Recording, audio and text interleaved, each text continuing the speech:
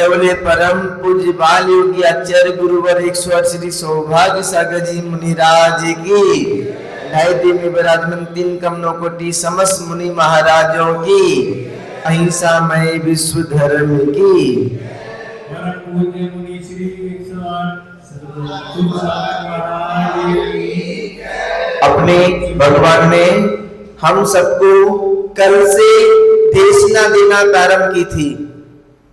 आवाज सही करो।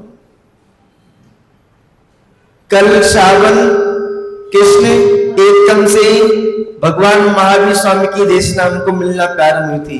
भगवान महावीर स्वामी ने हमको सबको प्रेम के साथ में रहना, वात्सल्यता के साथ में रहना, विनय के साथ में रहना सिखाया था।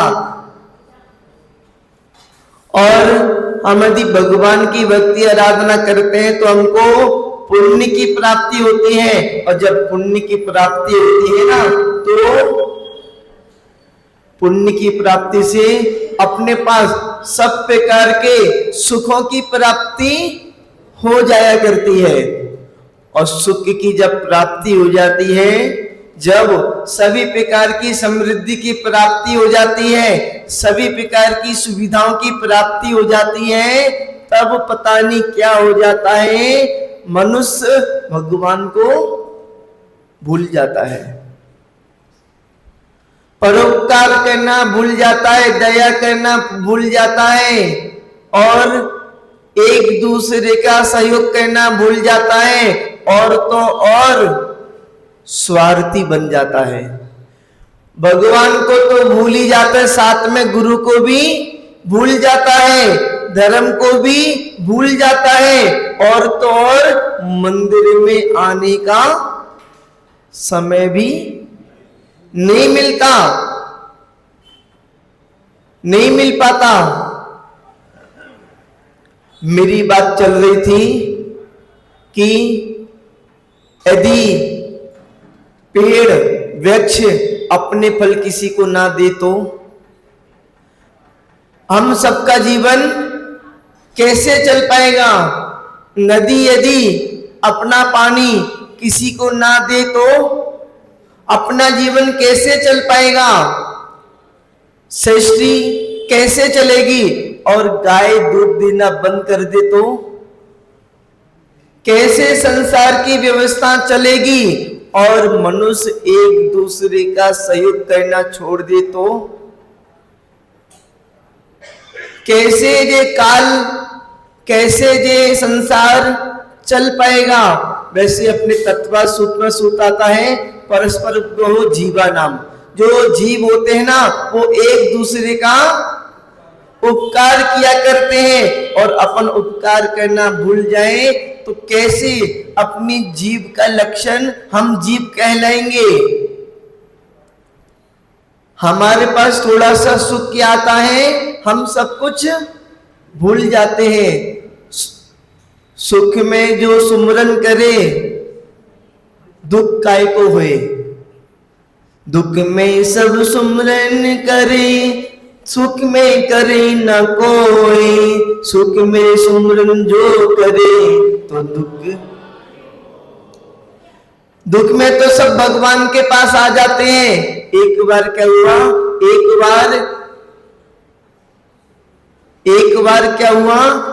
बार एक संत एक नगर में पहुंचे, और नगर में पहुंचने के बाद में कहने लगे कि आप मेरे पास आओ, आपको जो सुख चाहिए, जो संपत्ति चाहिए, जो जो चीज चाहिए वो सब आपको मिल जाएगी, मेरे पास आओ। नगर के लोग उस संत के पास जाने लगे, और जाकर जिसकी जो समस्या थी वो सब पूरी होने लगी। सब लोग धन संपत्ति से संपन्न होने लगे, धन संपत्ति से संपन्न होने लगे, और संपन्न होकर अपने अपने घर पर लौटने लगे। सब पूरा नगर खुशहाल था, पूरे नगर में समृद्धि होने लगी थी। वहां पर एक व्यक्ति संत के पास पहुंचा। संत के पास पहुंचा तो संत से कहने लगा कि संत जी, मुझे थोड़ा सा दुख दे दो। क्या? सुख तो दुनिया मांगती है पर दुख कोई नहीं मांगता। पर वो पहुंच गया संत के पास और कहने लगा कि मुझे थोड़ा सा दुख दे दो। संत ने बोला तुम कैसे व्यक्ति हो, दुनिया आती है सुख मांगने के लिए, तुम दुख मांगने के लिए आए हो। वैसे लोग भगवान के पास भी आते हैं ना तो स्वार्थ के लिए आते हैं, बिना स्वार्थ के कोई नहीं आता। और स्वार्थ रहित होकर केवल निस्वार्थ होकर भगवान की भक्ति करो तो आपको निर्वाण की भी प्राप्ति हो जाए। वैसे पूज्यपाद स्वामी महाराज ने भी शांति भक्ति में कहा है, नाशनम प्रांति भगवन पादतम ते पिजा। हे भगवान, आपके पास जितने भी लोग आते हैं ना वो सब स्वार्थ से सहित होकर आते हैं, संसार के से दुखी होते हैं, संसार से परेशान होते हैं, संसार से दुखी होकर परेशान होकर भगवान आपके चरणों में आते हैं सुख और शांति की प्राप्ति के लिए। यदि संसार में दुख ना हो ना तो भगवान आपके पास कोई ना आए। पहले दूसरे तीसरे काल में मनुष्यों को किसी भी प्रकार का दुख नहीं होता। जब चौथा काल प्रारंभ होता है ना तब दुख होना प्रारंभ होता है। जब कर्म भूमि प्रारंभ होती है तब दुख होना प्रारंभ होता है। पहले काल में इतना सुख होता है, इतना सुख होता है, उस सुख की अपन कल्पना भी नहीं कर सकते। नाम है उसका, कौन सा नाम है? सुखमा काल, जिसमें सुख ही सुख हो और कितना सुख हो, अनलिमिटेड। और दूसरे काल में भी सुख होता है, दूसरे काल में भी सुख होता है। पहले दूसरे तीसरे काल के जो मनुष्य होते हैं ना उनको कुछ काम धंधा करने की जरूरत नहीं होती। कमाने क्यों जाते हैं? पेट के लिए, अपनी आवश्यकताओं की पूर्ति के लिए। वहां पर जितनी भी आवश्यकताओं की पूर्ति होती है वो सब कल्प वृक्षों के माध्यम से हो जाया करती है। कहते हैं ना, जब कल्प वृक्ष दे खाने को तो काय को जाए कमाने को। पहले दूसरे काल में कल्प वृक्ष सब कुछ दे दिया करते थे।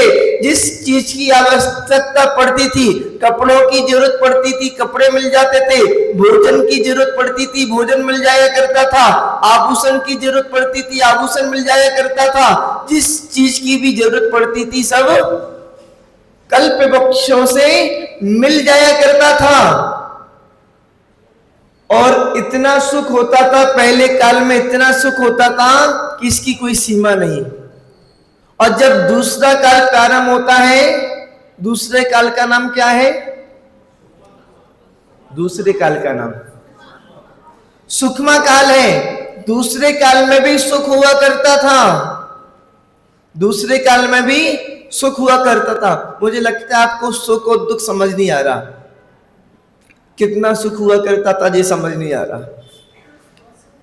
व्यवहारिकता में आपको बताऊं, आप लोग सब लोग मोबाइल चलाते हैं, ऐसा कोई भी जहां पर व्यक्ति ने जो मोबाइल नहीं चलाता हो। एक आध कोई बूढ़ी अम्मा या बड़ा बूढ़ा मिल जाए जो ना चलाता हो, बाकी सब, हाँ बाकी सब। कोई ऐसा है जो मोबाइल नहीं चलाता? कोई ऐसा है जो मोबाइल नहीं चलाता? मोबाइल आप जब, मुझे तो ऐसा लग रहा है जैसे आप लोग मोबाइल जानते ही नहीं क्या होता है। हाँ, सच्चाई को एक्सेप्ट करो कि हाँ सब लोग मोबाइल चलाते हैं। जब मोबाइल चलाते हैं तो उसमें सिम भी डली होती है, सिम भी डालते हैं। जब सिम डालते हैं तो उसमें बैलेंस भी डाला जाता है। बिना बैलेंस डाले सिम नहीं चलती। और बैलेंस भी कई प्रकार का आता है। एक तो आता है अनलिमिटेड बैलेंस। आपने एक बार रिचार्ज करा लिया तो उसके बाद में 24 घंटे कितना भी चलाओ, किसी प्रकार का कोई रोक टोक के, किसी प्रकार की बिना बाधा के कितना भी आपको चलाना है उतना आप चलाओ। किसी प्रकार की दुविधा होती है चलाने में। जब आपका अनलिमिटेड बैलेंस डला होता है मोबाइल में तो आप रात को 12 बजे चलाओ या दिन के 12 बजे चलाओ या 24 घंटे चलाओ, ऐसे ही पहले काल में जो सुख होता है ना, 24 घंटे सब प्रकार की सुख सुविधाएं प्राप्त हुआ करती हैं, किसी प्रकार की कोई बाधा नहीं हुआ करती है। और वो भी कैसी? 5G सुविधा।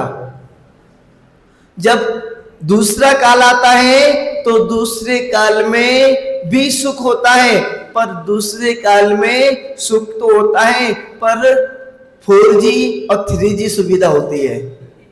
4G और 3G यानी कि सुख तो होता है, 24 घंटे मिलता है, पर थोड़ा सा कम हो जाता है, थोड़ा सा लेट मिलता है। जब तीसरा काल आता है तो तीसरे काल का नाम क्या है? सुखमा दुखमा, सुख की भी प्राप्ति होती है और भोग भूमि में काय का दुख मिलता है, दुख की भी प्राप्ति हो जाया करती है। सुख की भी प्राप्ति होती है और भोग भूमि के मनुष्यों को दुख की भी प्राप्ति हो जाया करती है। दुख किस प्रकार से होता है? दुख किस प्रकार से होता है? दुख इस प्रकार से होता है कि अब इसमें जो सुख होता है ना, लिमिटेड सुख होता है। जैसे आपने 2GB रिचार्ज कराया, अब 2GB आपने पूरा उपयोग कर लिया, उसके बाद में अब मोबाइल चलना बंद।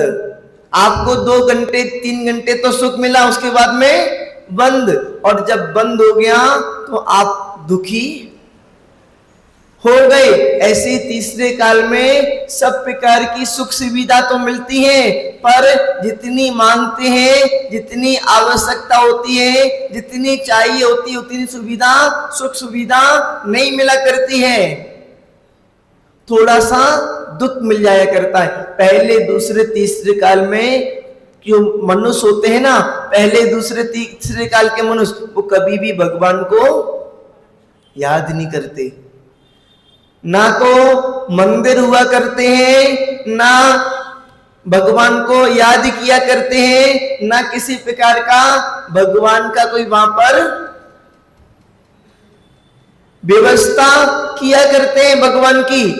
केवल और केवल अपने भोगों में, अपने सुख सुविधाओं में इतने मगन रहते हैं कि अपने 3-3 पल की, 2-2 पल की, 1-1 पल की आयु को निकाल दिया करते हैं। और इतनी लंबी आयु निकल जाती है। पल कितना होता है ये केवल अपन कल्पना कर सकते हैं, पल की केवल कल्पना कर सकते हैं, इसको अपन कैलकुलेट नहीं कर सकते, केवल और केवल अनुमान लगा सकते हैं। आचार्यों ने भी पल का और सागर का अनुमान लगाया है, ना कि इसको पूरा व्यवस्थित तरीके से। और उन्होंने उदाहरण भी दिया है कितना, यानी कि 12 कोस का लंबा, 12 कोस का चौड़ा, 1 योजन लंबा, 1 योजन चौड़ा और 1 योजन गहरा गड्ढा खोदा जाए और गड्ढे में हाली की जमनी हुई मेढ़े के बाल को लेकर आया जाए और उस मेढ़े के बाल के ऐसा हिस्सा किया जाए कि उसके 2 हिस्से ना हो पाए और उस बाल को उस गड्ढे के अंदर, लंबे चौड़े गड्ढे के अंदर 100 साल में 1 बाल डाला जाए। जब 100 साल में 1 बाल डाला जाएगा तो कितने समय में गड्ढा भरेगा? बहुत लंबी चौड़ी व्याख्या की गई है। अपन जब स्वाध्याय करेंगे दोपहर में तो सभी अपन व्याख्याओं को अपन लेंगे व्यवस्थित तरीके से। तो इतना समय, इतनी लंबी आयु इस ये करोड़ों और अरबों वर्ष की नहीं, इससे भी कई ज्यादा लंबी आयु अपनी सुख सुविधाओं में ऐसे व्यतीत कर देते हैं, पता ही नहीं पड़ता कब 3 पल, 2 पल, 1 पल निकल गया। अब भगवान को याद नहीं करते। क्यों नहीं करते? क्योंकि वहां पर सुख ही सुख इतना होता है कि सुख में इतने फूल जाते, इतने मगन हो जाते हैं, कभी भी भगवान को याद करने का मौका ही नहीं मिलता, समय ही नहीं आता। मैं बता रहा था, संत के पास एक व्यक्ति गया और कहने लगा कि मुझे थोड़ा सा दुख दे दो। उसने बोला कि जहां पर मेरे पास सभी लोग सुख मांगने के लिए आते हैं, सुविधा मांगने के लिए आते हैं, समृद्धि मांगने के लिए आते हैं, और तुम दुख मांगने के लिए आए हो, कैसे हो, क्यों दुख चाहिए तुमको? तो उसने बोला कि उस सुख को पत्थर पड़े, उस सुख को पत्थर पड़े जो भगवान को दे बुलाए, याते तो दुख भले पल पल भगवान का नाम रटाए। उस सुख से अपन को क्या लेना देना, उस सुविधा से अपन को क्या लेना देना जो अपन को भगवान का नाम भी भुला दे। 3 पल की, 2 पल की, 1 पल की आयु निकाल दे, भगवान को याद ना दिलाए। उस सुविधा से क्या लेना देना जो भगवान के पास भी आने के लिए समय ना निकाल पाए।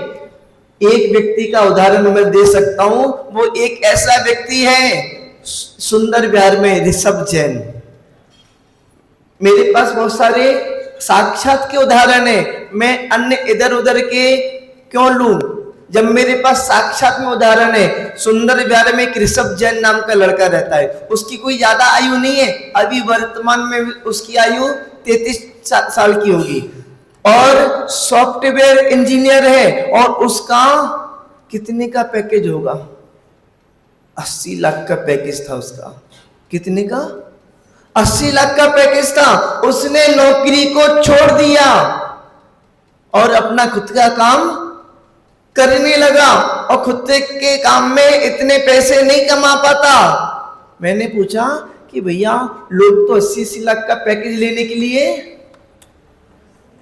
कितने उतावले रहते हैं, और किसी को 80 लाख का पैकेज मिल जाए तो कितना अपने आप को प्राउडफुल करता है, अपने आप को समझता है कि मैं कितना अच्छा पैसे कमाने वाला हूं। पर तुमने अपना पैकेज क्यों छोड़ा?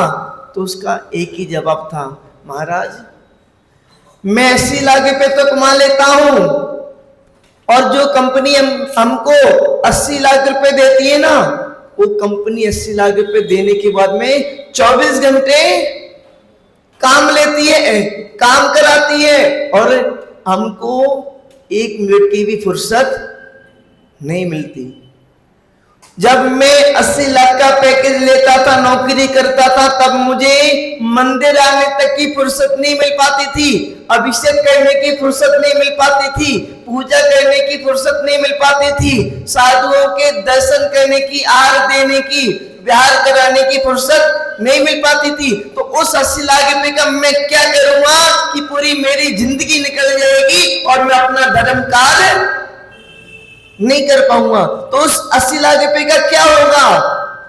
उस पैसे का क्या होगा? इस धरा पर सब धरा रह जाएगा, इस धरा पर सब धरा रह जाएगा, मेरे साथ तो कुछ नहीं जाएगा। मैंने जो धर्म कार्य किया है, मैंने जो भगवान का नाम जाप किया है, मैंने जो भगवान का अभिषेक किया है, मैंने जो भगवान की पूजा की है, मैंने जो गुरुओं की सेवा की है, मैंने जो गुरुओं को आहार दान दिया है, वही मेरा पुण्य बनकर आगे भविष्य में साथ में जाएगा। आप जहां से जितनी भी संपत्ति है, धन दौलत, वो कुछ लेके नहीं जा पाओगे। आप जहां से कुछ भी खूब जोड़ के रख लो हीरे मोती, याद रखना कफन में जेब ही नहीं होती। आपको एक उदाहरण से और समझाता हूं। आप सब लोग, हम सब लोग भारत में रहते हैं, भारत में रहते हैं, और भारत की जो मुद्रा है, भारत की जो करेंसी है, रुपया, वो अपने भारत में चला करता है। और अपन यदि अमेरिका, लंदन चले जाते हैं, अमेरिका में रुपया नहीं चलता। अमेरिका में आपको कुछ भी खरीदारी करना है, किसी भी प्रकार की वस्तु खरीदना है, सामान लेना है, कुछ भी कार्य करना है, तो आपको वहां पर अपना रुपया, अपने पैसे डॉलर में कन्वर्ट कराने पड़ेंगे। कराने पड़ते हैं, आप लोग सब, बहुत सारे लोग तो विदेश गए होंगे। आपको अपने रुपए डॉलर में कन्वर्ट कराने पड़ते हैं। जब रुपए डॉलर में कन्वर्ट कराते हो तभी वहां पर आप कुछ वस्तु को खरीद सकते हो, तभी आप किसी सुख सुविधा का उपयोग कर सकते हो, अन्यथा नहीं कर सकते। ऐसे ही यहाँ पर आपने जितना भी धन जोड़ा, जितनी भी संपत्ति जोड़ी, जितने भी रुपए आपने इकट्ठे किए, उन सबको आपको यदि भविष्य में न्याय गति में अगले भव में आपको यदि ले जाना है, आपको अगले भव के लिए जोड़ के रखना है, तो इस भव में आपको धन दौलत से, संपत्ति से पुण्य में कन्वर्ट करना पड़ेगा। आप अपने धन को पुण्य में कन्वर्ट कर लोगे, पुण्य में आप यदि ट्रांसफर कर लोगे, तो आपको अगली भव में, अगली पर्याय में, आगे के समय में आपको सभी प्रकार की सुख सुविधाएं प्राप्त हो जाएंगी। उसने नौकरी छोड़ दी, किस लिए? धर्म करने के लिए। अब वो खुद का व्यापार करता है और व्यापार कर कर प्रतिदिन भगवान के मंदिर आया करता है, प्रतिदिन भगवान का अभिषेक करता है और पूजा भी करता है। और पूजा करने के साथ प्रतिदिन, अभी भी हम गए हुए थे सुंदर विहार, वो वैसे हमारा जब चतुर्मास हुआ था सुंदर विहार में, तब वो ज्यादा जोड़ा था। ऐसा मत समझ लेना कि मैंने उसकी नौकरी छुड़वा दी। उसने स्वयं ने अपनी नौकरी छोड़ी। जब हमारा चतुर्मास था तो इतना बिजी था कि वो आहार देने तक के लिए नहीं आ पाता था, और वो दुखी हो गया कि महाराज ऐसी क्या मतलब की नौकरी, ऐसी क्या मतलब की नौकरी जो हम अपनी जिंदगी भी ना जी सके, अपना समय भी अच्छा उपयोग में ना कर सके, तो क्या मतलब की नौकरी। तो अभी भी प्रतिदिन जिन शेष नाम का भी वो पाठ करता है, भगवान के 1008 नामों का पाठ करता है, शाम को भी मंदिर आया करता है। पर अब बड़ी नौकरी तो नहीं, खुद का छोटा सा व्यापार, अपना छोटा सा बिजनेस करता है, कम पैसे कमाता है, पर धर्म को नहीं छोड़ता। तो मैं बात कर रहा था कि दुख मांगा, दुख किस लिए मांगा? क्योंकि जब लोगों के पास सुख सुविधा आ जाती है, समृद्धि आ जाती है, तो इतने उलझ जाते हैं अपने सुखों में, अपने व्यापार में, अपने कार्य में, कि भगवान के पास आने के लिए भी समय नहीं निकाल पाते। अरे ध्यान रखो, भगवान के पास आने के लिए समय निकालना पड़ता है, मिलता नहीं है। आप अपने संसार के काम करने के लिए समय तो निकाल लेते हो, मिल जाता है, पर भगवान के कार्य के लिए आपको समय निकालना पड़ेगा। आपको यदि कह दिया जाए कि आपको टहलने के लिए जाना है, लोग तो शांति प्रसाद जी 2-2 घंटे तक टहल लेते हैं, टहलने के लिए समय निकाल लेते हैं, पर आधा घंटा भगवान के लिए नहीं निकाल पाते। लोग 2-2 घंटे जिम में निकाल लेते हैं, 2-2 घंटे योगा में निकाल लेते हैं, 4-4 घंटे पार्टी में निकाल लेते हैं, 5-5 घंटे संसार के कामों में निकाल लेते हैं, पर भगवान के लिए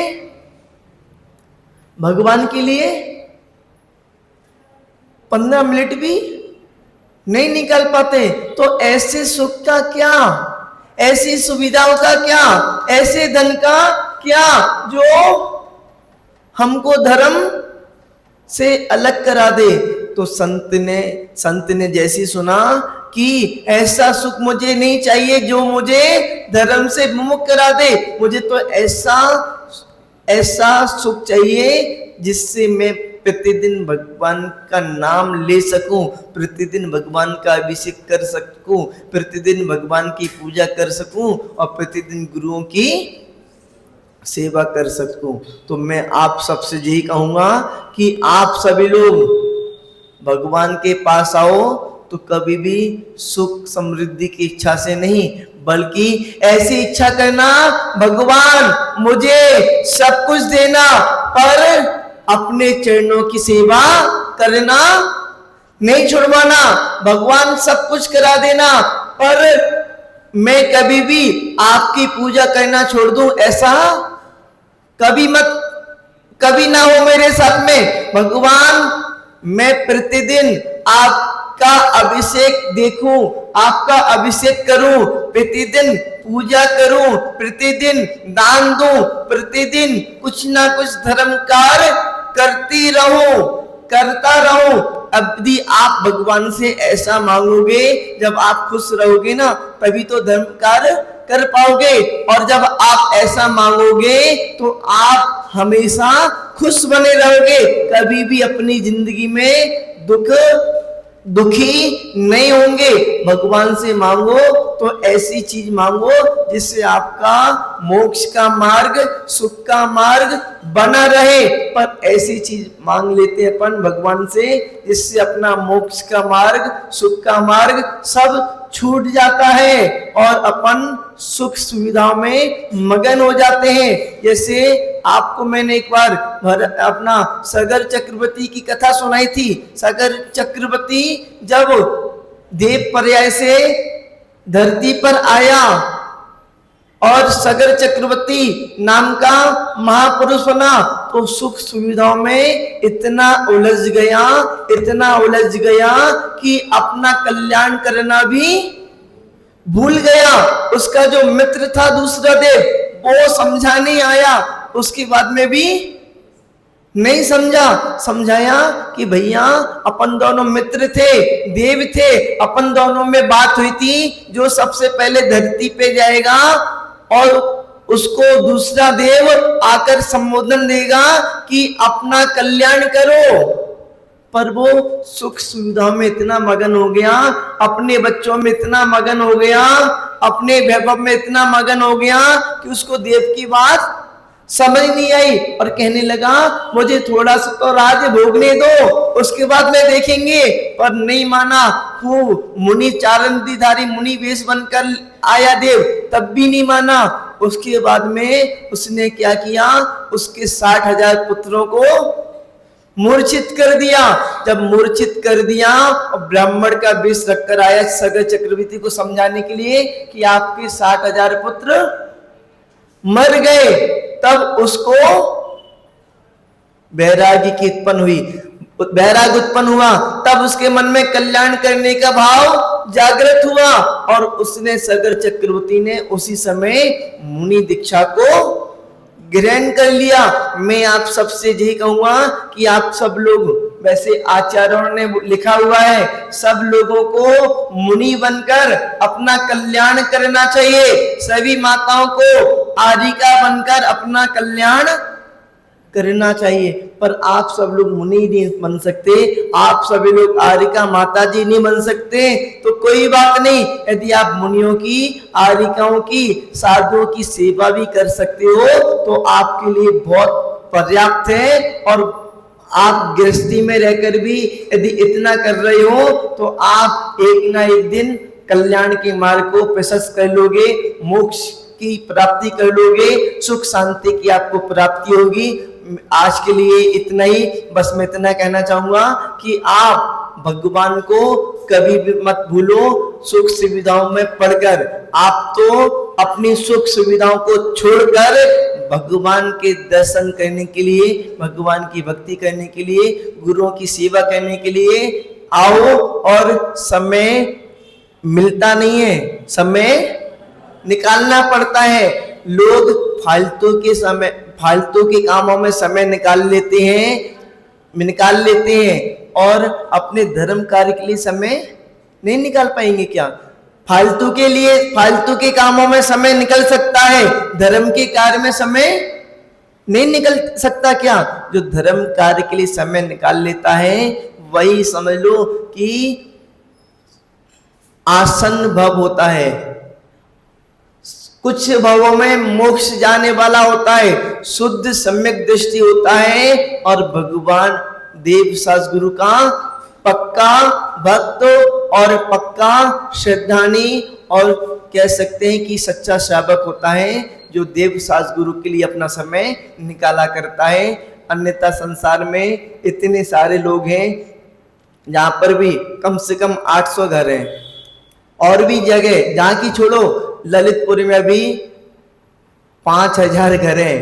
5000 घर पूरे मंदिर नहीं आते, कहीं भी हो सभी लोग मंदिर नहीं आते।